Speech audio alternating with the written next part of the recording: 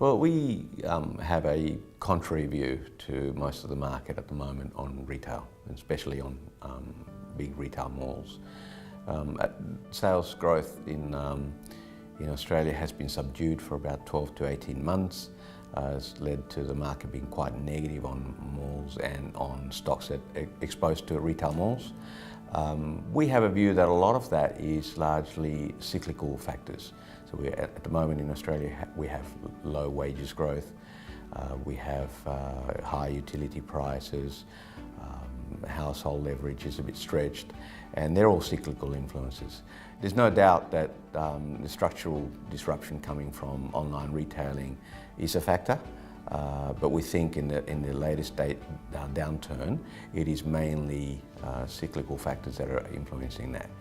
And so with Amazon coming into the market, for instance, we have, again, no doubt that there will be more influence from online shopping in Australia, but that doesn't mean that we can't have an overall rebound in retail sales when the cyclical factors that are at play at the moment become less of a headwind and the economy starts to rebound, especially personal consumption.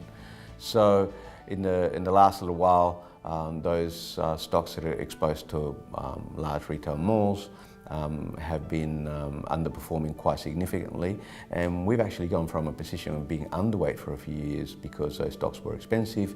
Now they're a lot cheaper, and we've moved overweight in the last 6 or 9 months. Renaissance, as you know, we're very hands-on. We look at all the properties, or all the key properties in particular, and with the malls we go out and see all the key large regional malls to see how they're performing, and not just performance but also what changes there are in spending patterns in the marketplace, and how the managers in particular are adapting to make their malls destinational, to add food and entertainment and stray away from areas that may be affected by disruption and online. So we spend a lot of time on the road, inspecting the properties and making sure that we understand everything that's going on, and invest with the managers that are adapting the best and performing the best, and therefore over the long term their malls will perform better than other malls in the marketplace. We have been underweight in retail for several years. During the upturn in retail sales that we spoke about, those stocks were quite expensive. They're prohibitive for a value manager like ourselves to go in an overweight position. So we remained underweight for a while.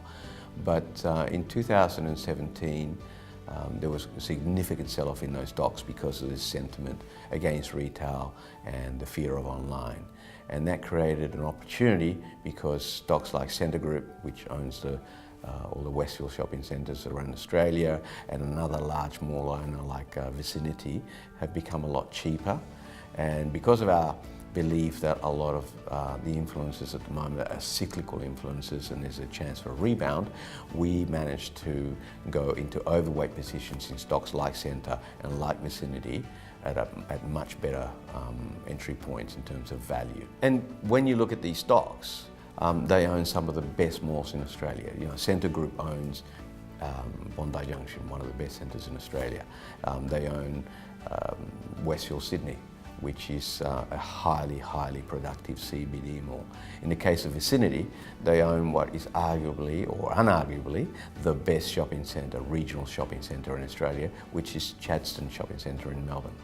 So, you know, we are talking quality malls.